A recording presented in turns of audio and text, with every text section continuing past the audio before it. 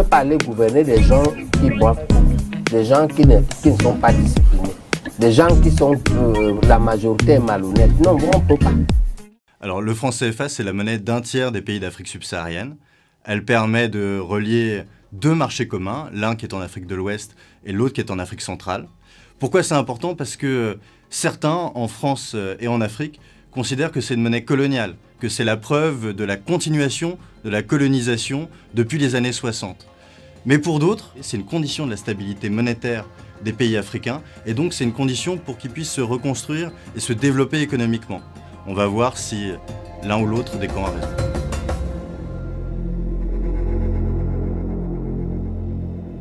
Le franc CFA n'est pas la cause du retard de l'Afrique. C'est plutôt la conséquence du retard de l'Afrique. Si les 15 pays africains qui sont dans le franc CFA étaient des pays développés, étaient des pays riches, ils n'auraient pas besoin qu'on leur garantisse leur monnaie. Alors, il y a un mécanisme dans le franc CFA qui est le suivant. Les pays de la zone franc déposent une partie de leurs réserves en garantie auprès de la Banque de France. Et lorsqu'ils sont trop en déficit, pour que la monnaie ne bouge pas, eh bien c'est la France qui va placer les devises nécessaires pour rétablir l'équilibre. Lorsqu'il y a des déficits trop profonds, eh bien la France les comble. C'est un mécanisme, vous me direz, qui est peut-être moins intéressant pour le contribuable français, mais c'est un mécanisme qui permet la stabilité et le fait que ces pays-là ne fassent pas défaut. Pourquoi est-ce qu'ils ont besoin de la garantie de la France? Eh bien, sans garantie française, leur finance publique, qui est due au niveau de leur économie, ne suffirait pas à avoir une monnaie stable et convertible dans une monnaie de référence internationale, l'euro. Eh bien, la garantie de la France, c'est-à-dire le fait que la valeur de cette monnaie soit adossée au trésor français et non pas au trésor africain, eh bien, cet adossement, cette garantie, leur permet d'avoir une monnaie qui est convertible en euros et dont les transferts sont libres. C'est-à-dire qu'ils ont une monnaie qui est crédible de l'extérieur. Cette convertibilité, elle leur permet d'avoir des investissements tout le temps, en réalité. C'est-à-dire qu'on peut investir dans une zone monétaire qui est stable et dont la monnaie est convertible. Ça va attirer, finalement, les financiers, ça va attirer les investissements et ça va permettre aussi une forme de développement. Et finalement aussi, il y a aussi quelque chose d'intéressant avec cette garantie française. C'est qu'elle résiste à tout. Vous avez une guerre civile, par exemple, dans un pays. Vous avez la guerre civile en Côte d'Ivoire comme il y a 10 ans. Normalement, quand un pays est en guerre civile, sa monnaie chute. Et ça provoque un désastre économique. Est-ce que le franc CFA a chuté pendant cette période? Pas du tout. Quand vous avez un autre désastre d'origine extérieure, comme la pandémie du Covid-19, eh bien, l'année dernière, vous avez la monnaie du Nigeria qui a chuté de près de 40%, parce qu'il y avait un recul de la demande en pétrole. Est-ce que les pays de la CEMAC, qui sont des pays pétroliers, ont vu leur monnaie chuter? Eh bien, pas du tout, puisqu'elle était garantie par la France. Et ça a permis que l'inflation ne monte pas, ça a permis que le chaos social et économique ne se développe pas. Voilà à quoi sert une garantie de convertibilité. À quoi ça ressemblerait une monnaie qui ne soit pas garantie de l'extérieur dans les pays de la zone franc? C'est extrêmement simple en fait.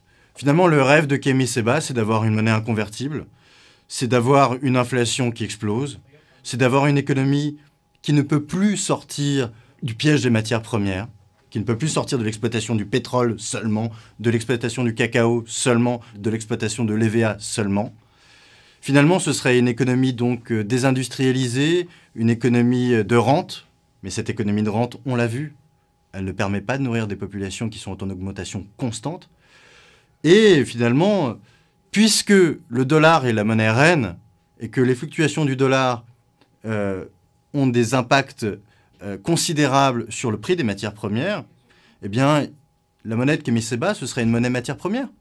Ce serait une monnaie qui monte et qui descend en permanence et qui est dollarisée. Donc finalement, la monnaie de Kémy Séba, c'est le dollar. La monnaie de l'anti-impérialiste, c'est la monnaie de l'impérialisme. C'est un peu ironique, mais je pense qu'il fallait aller jusqu'au bout de l'argumentation pour comprendre que ce qu'il veut, c'est un recul en fait. C'est pas une avancée. Le plus grand inconvénient du franc CFA, c'est son plus grand atout. C'est un peu la double face du franc CFA.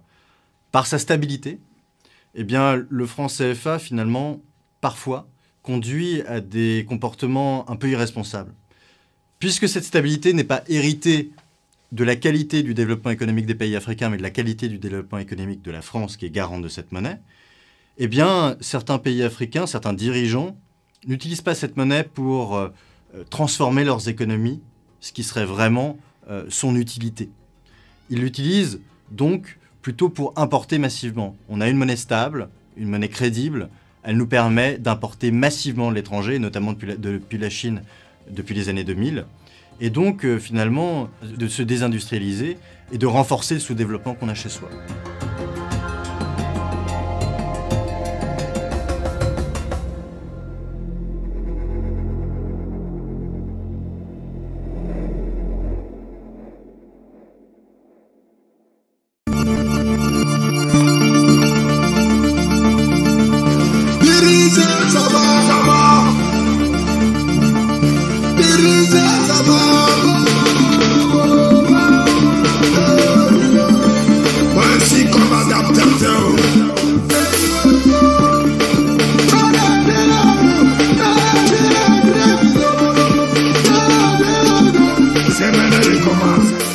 Le projet, c'est d'abord ce changement de personnes-là.